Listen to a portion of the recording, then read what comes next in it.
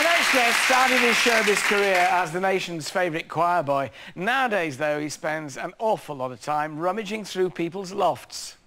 As our rummage continues, there's plenty of evidence of an Indian theme, not least this magnificent beast. I don't mean John T. Oh. One elephant for you, sir. Let's have a look. He's rather handsome, isn't he? He is, isn't he? Gosh, look at, there's some lovely movement to him there. Diana is willing to part with it, but for the right price, so what's it worth? I would value him, what, between 50 and 80 pounds? You happy with that? Yes, that'd be nice. Great. Well, time to say goodbye to the elephant. Ah, ciao, Bella. Please welcome Alan Jones.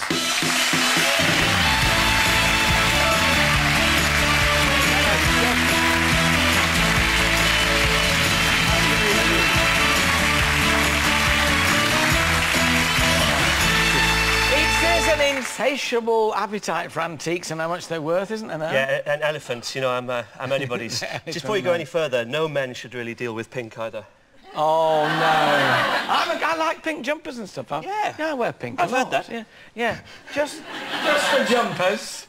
Now, I got this book. Yes. And it says, What Do You Believe? With a foreword by Alan Jones. Yeah. And I was looking through it and I thought, this book's meant to be for children. It is, yeah. But I was looking through this and I thought, every household should have this because you get things like East Asian religion on a spread. So if you're not quite sure about Muslim faith or Christian faith or Buddhism or whatever, it's just a wonderful guide because it puts them all into place. And you know what different people believe in, because you suddenly realise when they're talking about people who believe in this, that and the other, you're not quite certain about what it is. Well, we're all the same, really, basically, Yeah. you know, and I think that by learning about all the other faiths, you learn respect, tolerance, and it makes you a better person. If I'd had this book when I was at school, I would have absolutely loved it. I read it with my 9-year-old, and actually, we both enjoyed it. You know, there's a section on it.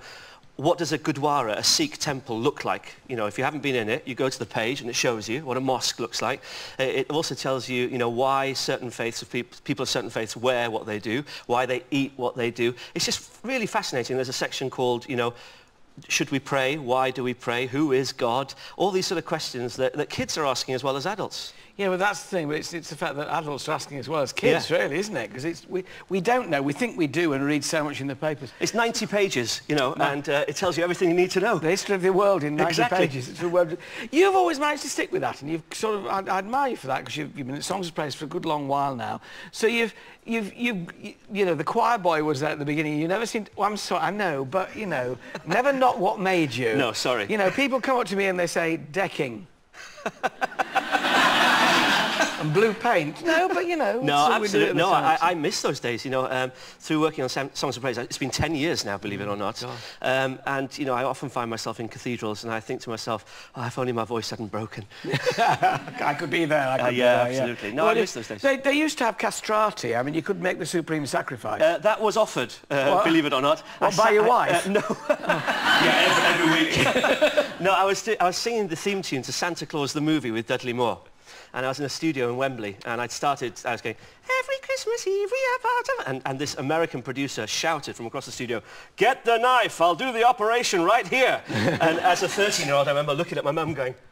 thankfully, he didn't get anywhere near. Bless you. So what does, I mean, you know, this is great that you're keeping the sort of informed religious bit going, but what, does Alan Jones have a career plan? Do you sort of know what you want to do, like me, when you grow up? I'm following you. No, not really. I take every day as it comes. You know, I'm lucky that I've got the variety.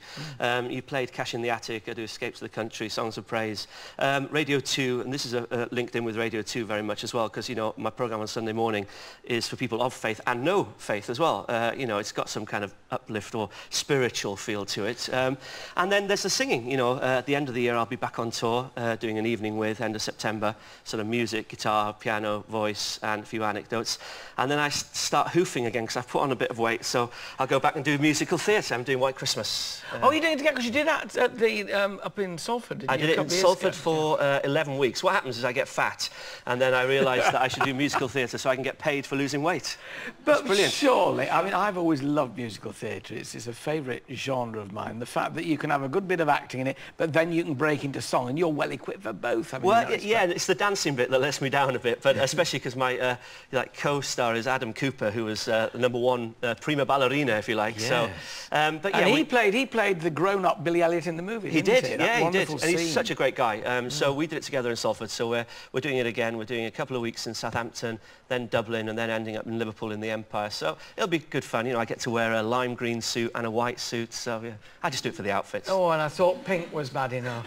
I'll suggest that now. I should. Look, great to talk to you again. Really nice to see you as well. Nice to see you. Ladies and gentlemen, Alan Jones.